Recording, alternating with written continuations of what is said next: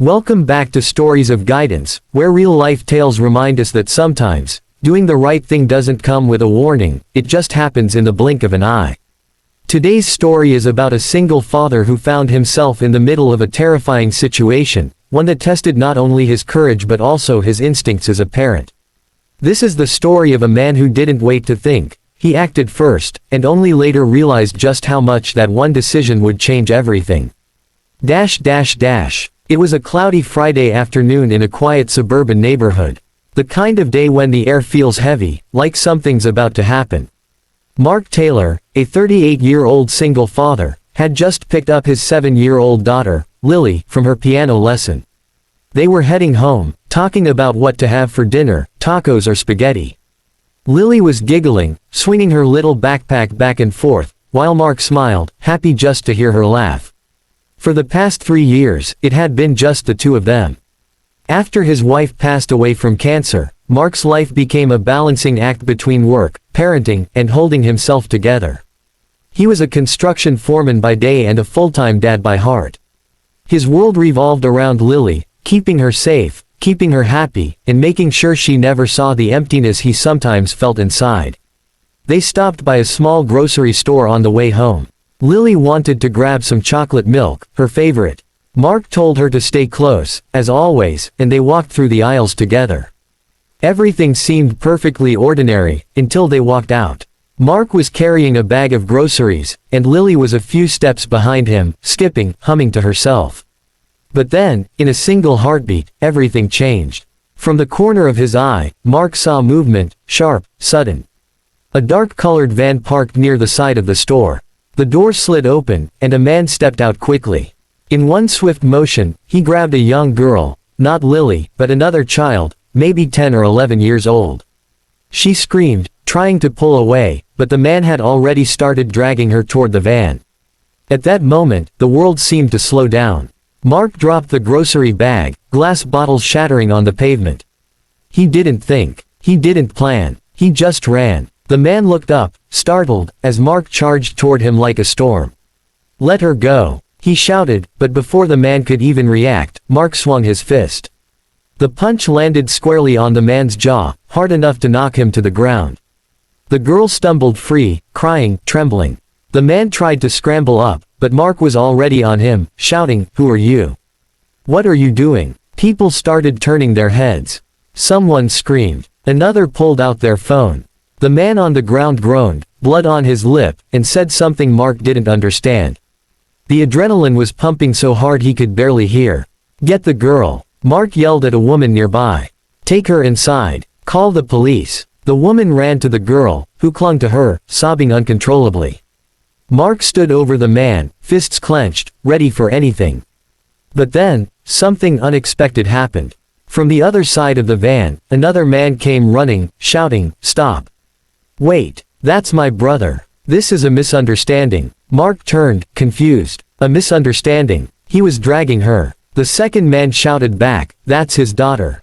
Everything stopped for a second. Mark froze, his chest heaving. "What?" he said, barely believing what he was hearing. The first man, still dazed from the punch, tried to sit up. He spoke between breaths. "She's my daughter, she ran off, she didn't want to go home." Mark blinked, trying to process it. The little girl, still crying, now, looked between the men, and finally whispered, "He's my dad." The entire crowd around them went silent. Mark felt the blood drain from his face. He looked at the man on the ground, at the terrified girl, at his own trembling hands. He had acted purely on instinct, and maybe, just maybe, he had been wrong.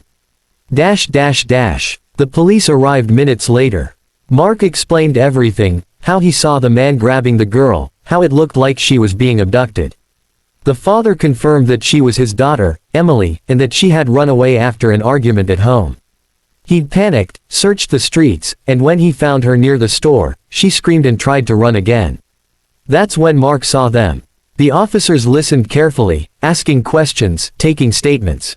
It was a tense, awkward scene. The father had a swollen lip and a small cut, but he didn't press charges. He just kept saying, "It's okay, I understand," he was protecting her. Mark apologized repeatedly, though his voice shook every time. "I thought she was in danger. I swear, I didn't mean to hurt you. I couldn't stand by and watch. The father nodded. I get it. If I'd seen the same thing, maybe I'd have done the same. The girl, Emily, sat beside the police car, still crying softly. Her dad crouched down and hugged her. I'm sorry I scared you, he whispered. Mark watched quietly, holding Lily's hand tighter than ever. She looked up at him with wide eyes and said, Daddy, you thought she was in trouble. He nodded. Yeah, sweetheart, I did. She hugged him around the waist.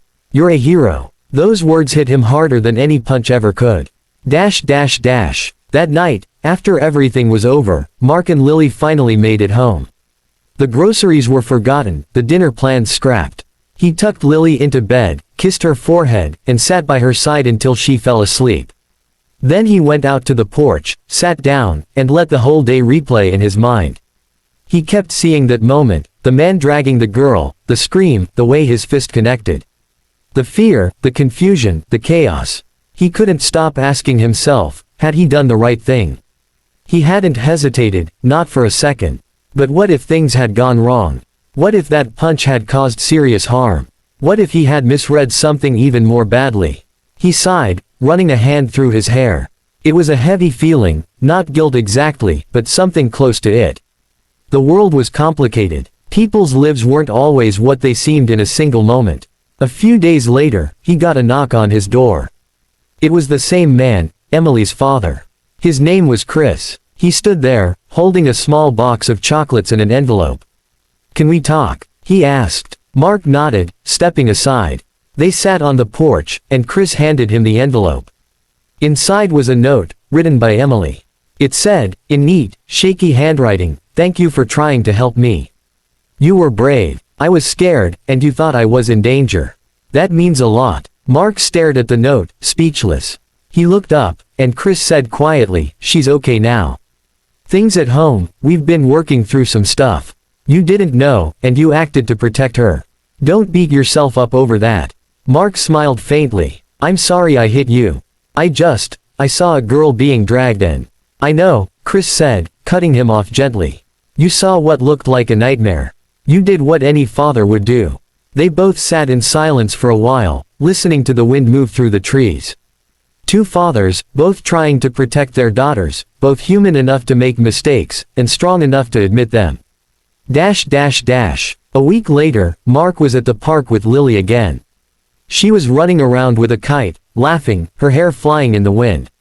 He watched her, smiling, but his mind drifted back to that day again. It had changed something in him, not just about how he saw danger, but how he saw people. He realized how fast life could throw something unexpected at you. One moment you're holding groceries, the next you're in the middle of a storm you never saw coming. Sometimes, doing what's right isn't clear. Sometimes it's messy, confusing, and full of mistakes. But sometimes, it's also brave. A stranger might call it reckless. Another might call it heroic.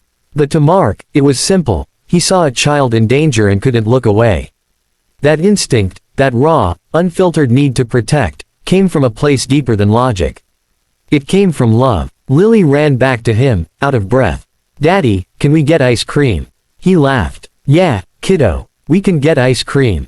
As they walked off together, the sun began to set, casting long golden shadows across the park. For the first time in a long while, Mark felt at peace. He had made a mistake, sure. But it was a mistake born of good intentions. And sometimes, that's all we can hope for, to try to do right, even when the lines are blurry. Weeks turned into months. Life went back to normal, mostly. But the story spread through town. Some people called him a hero. Others said he should have waited, asked questions. Mark didn't argue with either side. He knew they were both right.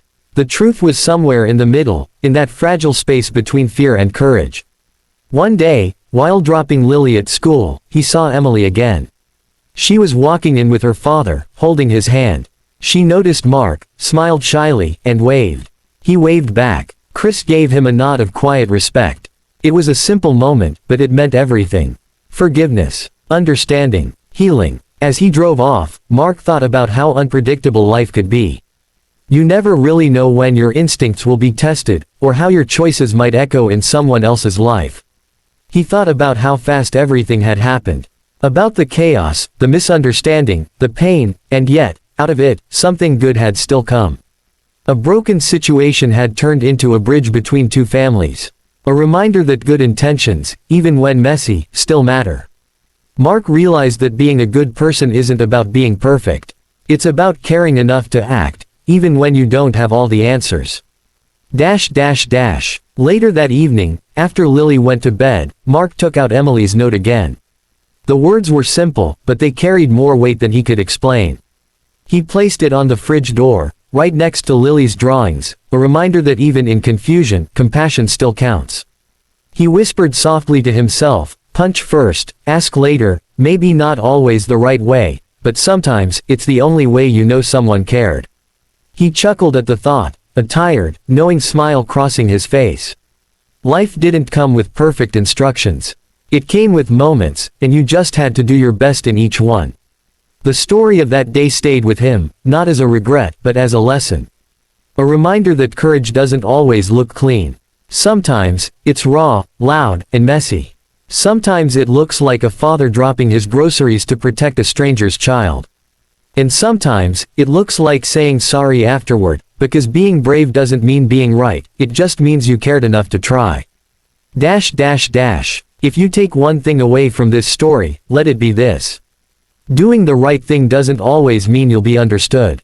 People might question you. You might even doubt yourself. But when your heart is in the right place, when your actions come from love, not anger, then even your mistakes can carry meaning. Mark never forgot that lesson. Neither did Chris. And neither did the little girl who learned that sometimes, the world still has strangers willing to stand up for someone in need. And that, in its own imperfect way, is what makes humanity beautiful. Thank you for watching today's story on Stories of Guidance. If this story touched your heart, share it with someone who believes that kindness, even when misunderstood, still matters. Remember, in a world that often hesitates, be the person who acts out of love. Stay kind, stay brave, and we'll see you in the next story.